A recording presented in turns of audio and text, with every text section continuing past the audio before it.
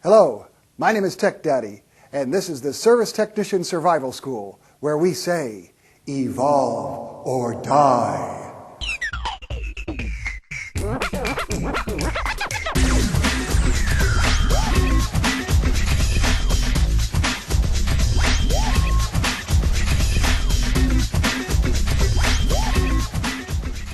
Why do we say evolve or die? Look around. The industry is changing. People are changing. The way people talk is changing. The way people interact is changing. The way people buy is changing. Consumers are much more aware than they used to be. They're much more informed. They're better educated. We've got the internet where they gather information often before we even go out.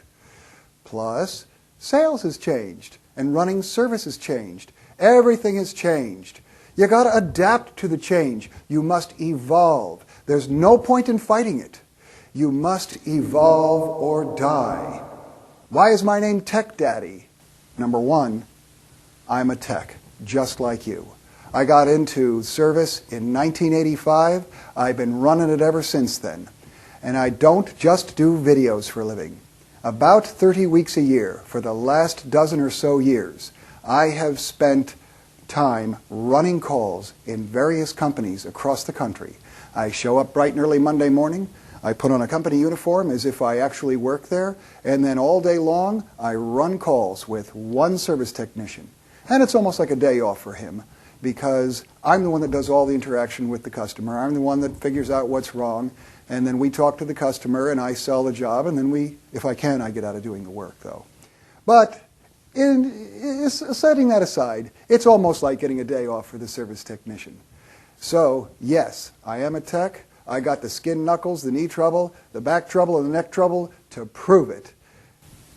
Why is it Daddy? Again, look around.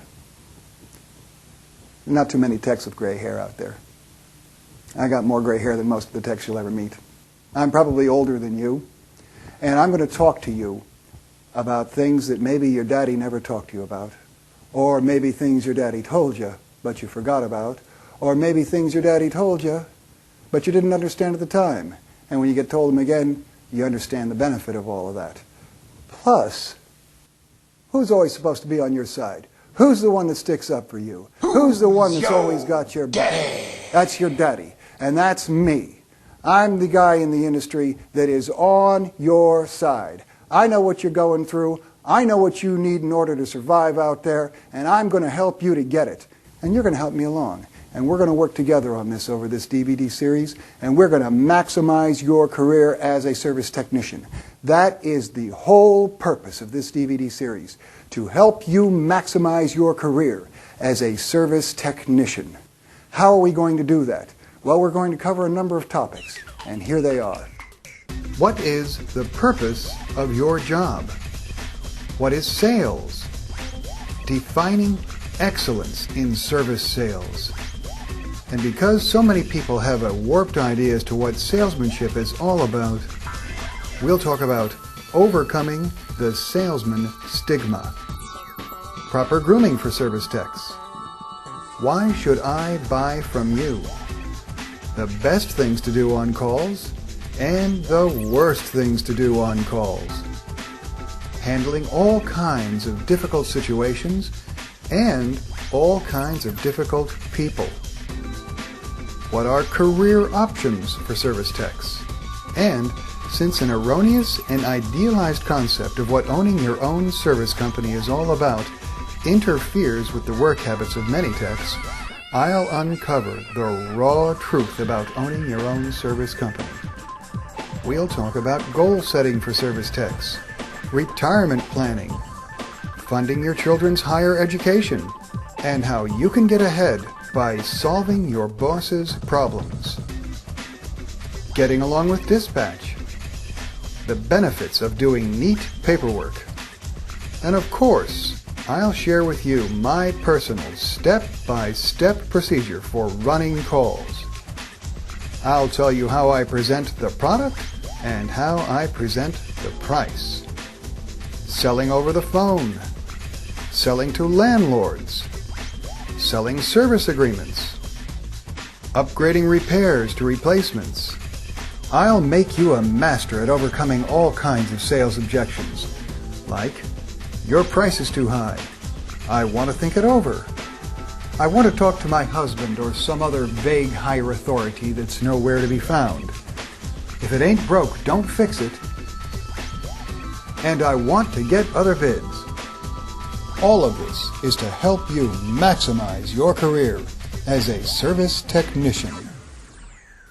There is a lot more to becoming a top tech than just knowing how to overcome the price objection. Everyone always wants to know, what do you say? Can you give me a sales pitch? Can you give me a script? Well, the direct answer to that question is, oh yes, absolutely. I will give you word-for-word scripts on exactly what to say on all of these occasions and all of these circumstances.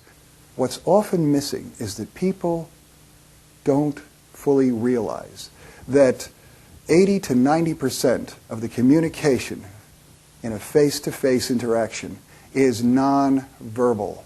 A very small percentage of the communication is based on what is actually said. What people often fail to understand that struggle in sales is you are the sales pitch. You are the presentation. People can read you like a book. You can memorize the best sales pitch in the country, but if your personal appearance, your posture, your demeanor, your eye contact, and just even your mental state of mind is off, they will perceive that, and that can stand in the way of your success on service calls and consequently your overall success with your career. So what do we hope to accomplish as a result of this DVD series? Number one, commit to sticking with the career. Number two, commit to excelling at the career. Number three, commit to excelling at the job you've got right now. Even if you only consider the job that you have right now to be a stepping stone to a brighter tomorrow, you're not normally going to be a mediocre employee today. Change jobs and become a top performer at your next job. Quit living one call at a time. Take charge of your calls. Take charge of your career. Set career goals. And yes, start funding your retirement and start funding your children's college education. Whether your children go on to become college professors or follow in your footsteps and become a service technician, I'm sure you agree with me that it doesn't hurt to get a little higher education, and it's always best to at least keep that option open. And I am going to tell you how to do that. I'll tell you how to manage your time, and I will tell you how to manage your money. Do you know why they pave the roads? It's so that you can't see the rut that you're driving yourself into. It's been said that most people spend more time planning their annual vacation than they do planning their entire lives. A lot of people live one day at a time. As service technicians, we live one call at a time, don't we?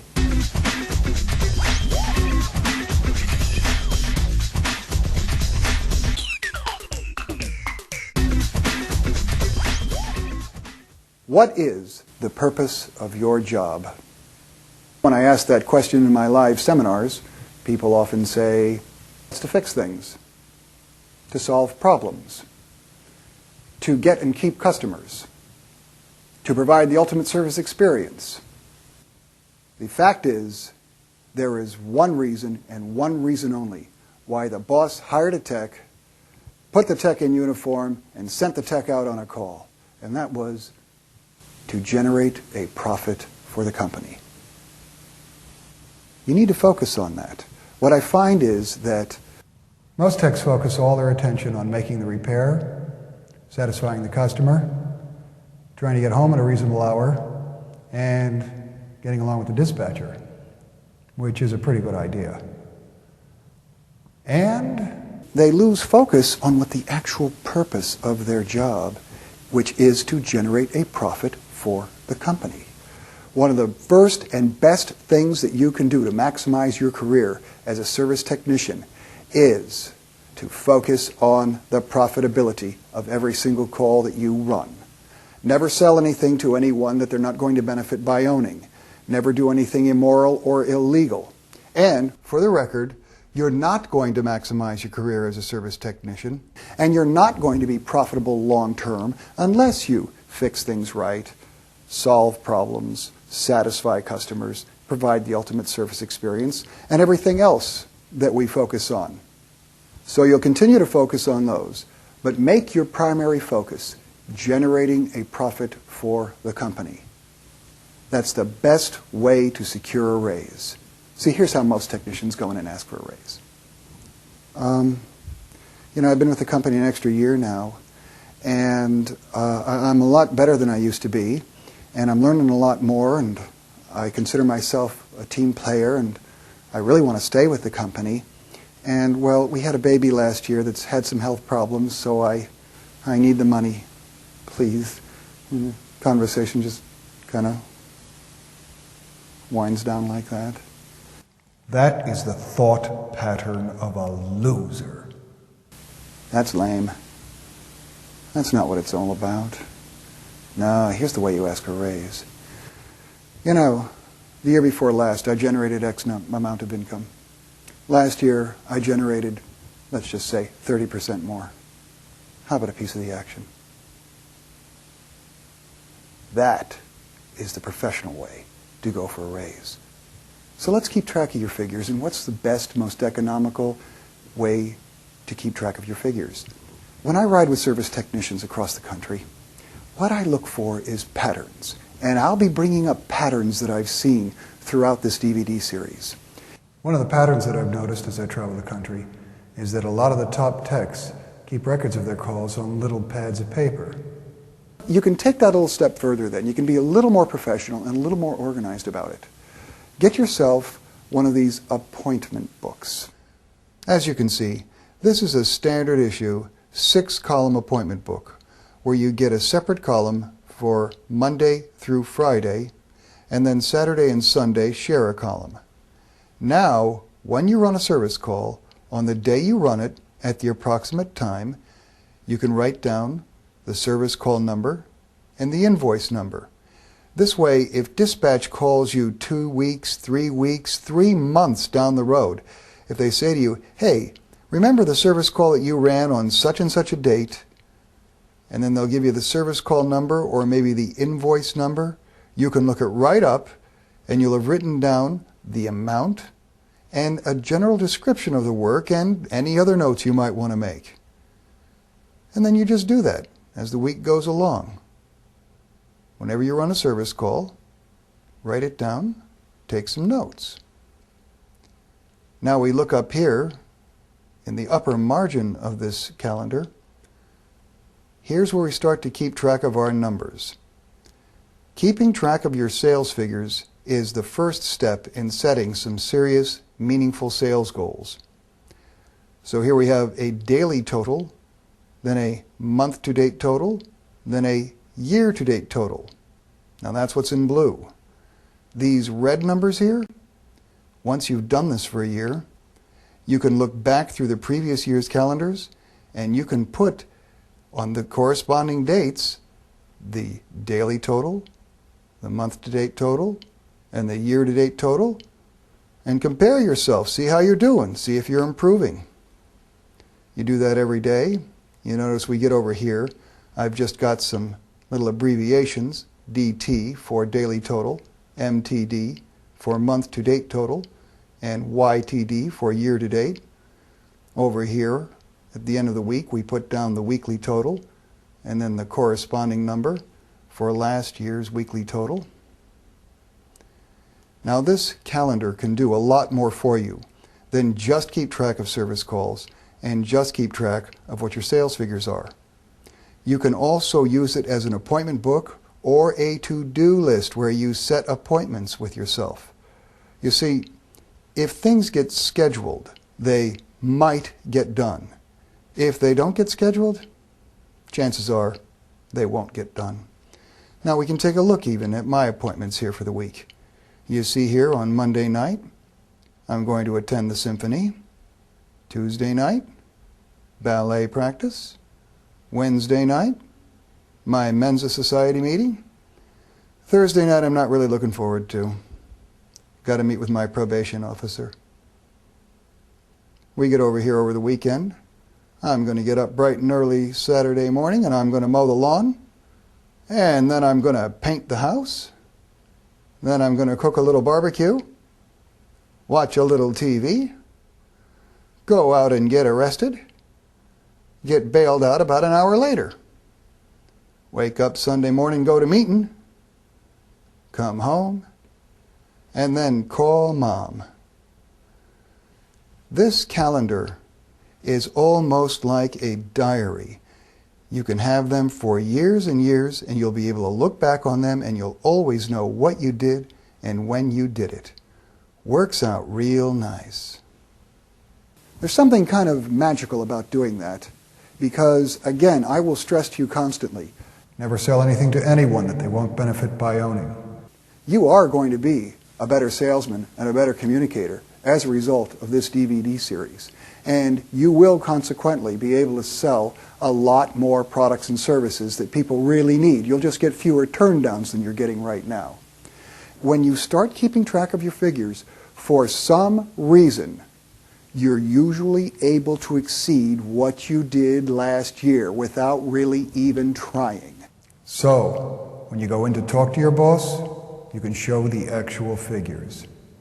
Now, I know that a lot of the companies keep track of these things for you, and that is very convenient, and I definitely commend that, and I recommend that.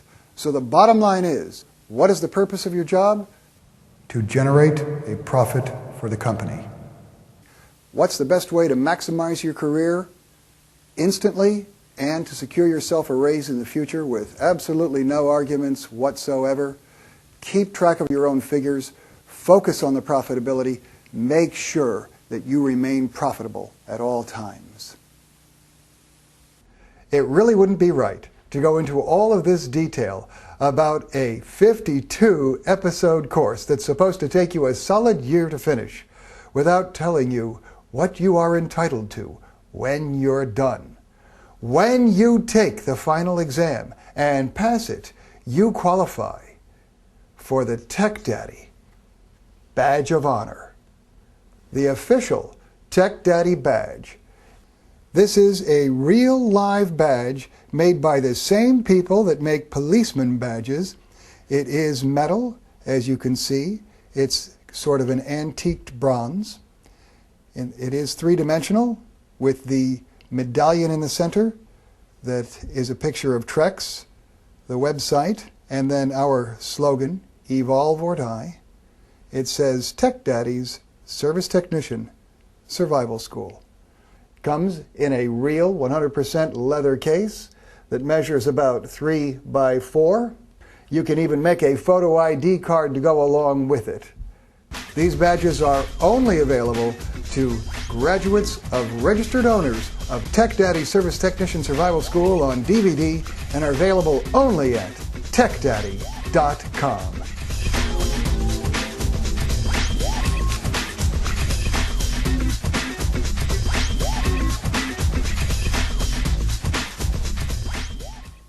Let's face it, service technician is a dangerous job, and it's always sad when a service technician takes 10, 15 years, and just as they start getting really good at what we do, suffers a debilitating injury that ends their career. To help you maximize your career as a service technician, I'm going to provide you with a health and safety tip on every single one of these episodes.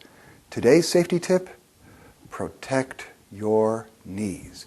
Knee injuries run rampant in our field, and you need to do everything you can to protect your knees. The first thing that you can do, the easiest thing you can do, is get one of these little foam rubber pads and then carry it right in with you on every single call. And then when you have to get on your knees, just lay it down. If you're going to do a job that requires you to be on your knees for a lengthy period of time, invest in a high-quality set of knee pads. These knee pads, for instance, have a gel pack underneath and a hard plastic shell on the outside. Now notice that they're navy blue. They come in all different colors. And what a lot of service technicians do is if they're going to start a job that requires them to be on their knees for a lengthy period of time, they slip the knee pads on. And very frequently, just leave them on for the rest of the day. Now you can get smaller ones, they'll fit right under your pants. But they don't look bad anyway. They look professional. You're protecting your knees. You're maximizing your career as a service technician. So if you want a long, healthy career, do everything you can to protect your knees. This is Tech Daddy, and I'll see you in the next episode.